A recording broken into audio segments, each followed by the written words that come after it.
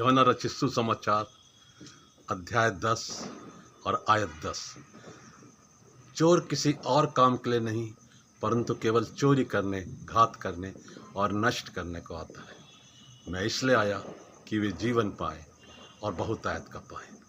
प्रभु यीशु मसीह का यह महान वाक्य करोड़ों जिंदगियों को रोज बदल रहा है, और जो लोग उस पर विश्वास करते हैं वो उन्हें बचाता है, पापों से छुड़ाता है और एक नया जीवन, आनंद और शांति का देता है।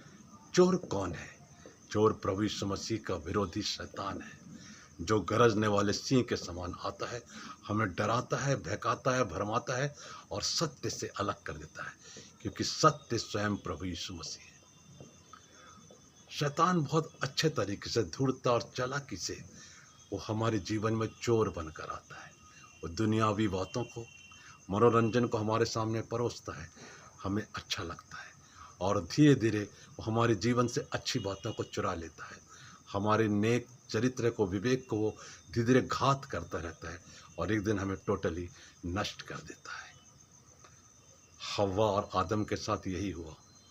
शैतान जो वहाँ पर उपस्थित था, सर्प जो शैतान को रिप्रेजेंट करता है, उसने भले और बुरे ज्ञान का वृक्ष का फल का लालच देकर हव्वा और आदम को बहका दिया। वे परमेश्वर की आज्ञा से अलग हो गए। वास्तव में वो अनंत जीवन की आशीषों से अलग हो गए, और जिसके लिए खुदावंद यीशु मसीह को स्वयं पृथ्वी पर आना पड़ा। परमेश्वर का इकलौता पुत्र है। उसने पृथ्वी पर एक साधारण मनुष्य सा जीवन जिया। लोगों के दुखों को देख रहा था, तकलीफ़ों को देख रहा था। वो देख रहा था कि लोग अंधकार में हैं, उनको नहीं मालूम कि उनका उद्धार कैसा होगा, कल्याण कैसा होगा। वो लोगों को बड़ी बड़ी बीमारियों में पड़ा हुआ देख रहा था, उनको वो चंगा कर रहा था, और लोगों को समझा रहा था कि स्वर्ग का राज्य कहाँ है, कैसा है, और कैसे हमारे बीच में वो आ चुका है। और स्वयं प्रभु यीशु मसीह ने अपने कार्यों के द्वारा परमेश्वर के प्रेम को, परमेश्वर की सच्चाई को, आनंद और शांति को लोगों के बीच में रखा कि ये परमेश्वर के राज्य की पहचान है, प्रगटीकरण है। और उन्होंने कहा, मैं इसलिए आया कि वो जीवन पाएँ और बहुतायत से पाएँ। मैं और आपको हमेशा ध्यान रखना है, शैतान चोर बन के हमारी ज़िंदगी में प्रवेश करता है। वो हमें अपने जाल में फंसा लेता है, जकड़ लेता है, और एक दिन फिर हम छूट नहीं पाते, और वो हमें कंप्लीटली नष्ट कर देता है।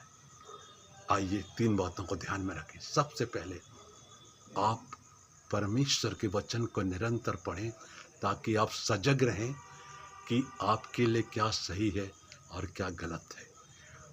अदन की बारी में यदि हव्वा और आदम ने सर्प द्वारा कही बात को परमेश्वर से शेयर किया होता खाने के पहले, कि प्रभु जी वो ऐसा ऐसा कह रहा है सर्प, और परमेश्वर उनको तुरंत रोक देते, लेकिन उन्होंने नहीं किया। उन्होंने अपने विवेक का गलत इस्तेमाल करके वो पाप में गिर गए, और उसके बाद वो अदन की वाटिका से निकाल दिए गए। ये उनके लिए निकालना मृत्यु का दंड बन गया, जिसको मानव जाति आज भी भोग रही है। इसलिए मुझे और आपको याद रखना है कि हमें परमेश्वर के वचन पर चलना है। दूसरी बात, परमेश्वर से सहायता मांगना है।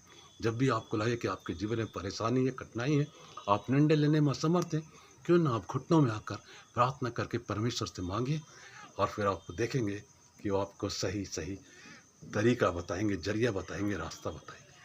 तीसरी और सबसे महत्वपूर्ण बात, जीवन के हर एक कार्य के लिए परमेश्वर पर भरोसा रखना है, क्योंकि हम अनंत जीवन के वारिस ठहराए गए हैं।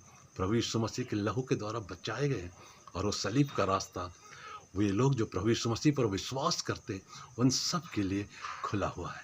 क्यों ना आज हम निर्णय लें कि हम निरंतर अनंत जीवन की राह पर चलते हुए वो जो अबंडेंट लाइफ है, बहुतायत का जीवन है, उसको पाकर एक दिन स्वर्गीय राज्य में प्रवेश करेंगे। वचनों के द्वारा प्रभु यीशु मसीह आपको बहुत बहुत आशीषें दे। आमीन।